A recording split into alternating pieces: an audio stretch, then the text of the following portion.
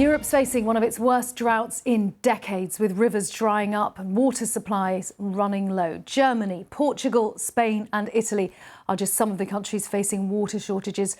And in France, more than 100 councils have no running drinking water.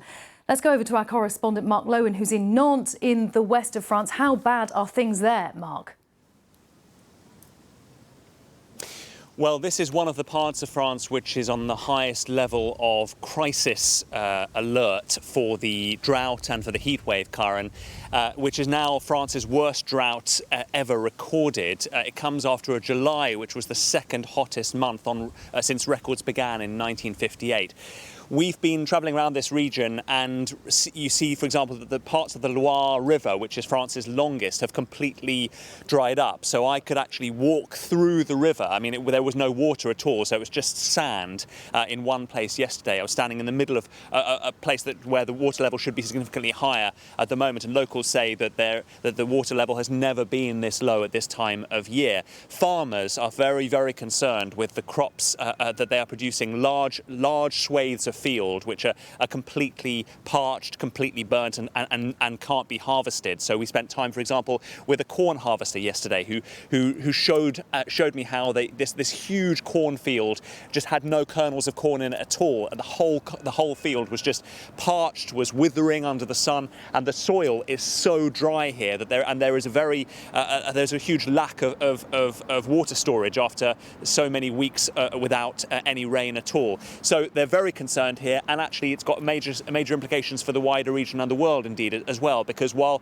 the world is facing this global food crisis linked to the war in Ukraine, France, which is another breadbasket, another major agricultural producer, is going to see huge drops in its food production. So for example, corn likely to drop by 18% in production this year, wheat by 4%. So the world already already grappling with this food crisis linked to Ukraine, now has another front to battle, and the global food production is fighting on two fronts: the war and the weather. And as you say, Mark, so much agriculture in that part of France. And those farmers that you talk to, how do they feel about their future if this kind of weather is going to become quite normal?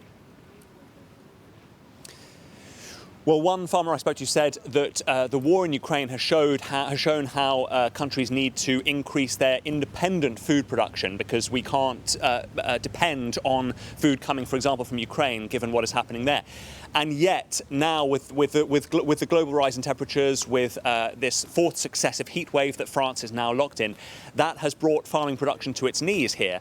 And they're really, really worried. I mean, there are water restrictions, widespread water restrictions that France has imposed. You can't water large gardens, you can't wash your car, you can't fill swimming pools at the moment. But that is only going to go some way towards trying to deal with this huge and very, very serious drought. So they're extremely worried about the future. And this is something that would clearly concern all of us as well. It's not just the drought, it's not just the heat wave, it's also forest fires, Karen. About 6,000 hectares of forest are burning again in southwestern France today. There have been evacuations of about 3,000 to 4,000 people there. There are forest fires in Portugal. The heat is rising in Italy as well. So this is something that is becoming more common and worse each year, with this kind of combustible mix of drought, heat waves and forest fires. It is really, really worrying. Mark, thank you very much. Mark Lowen there in Nantes in France.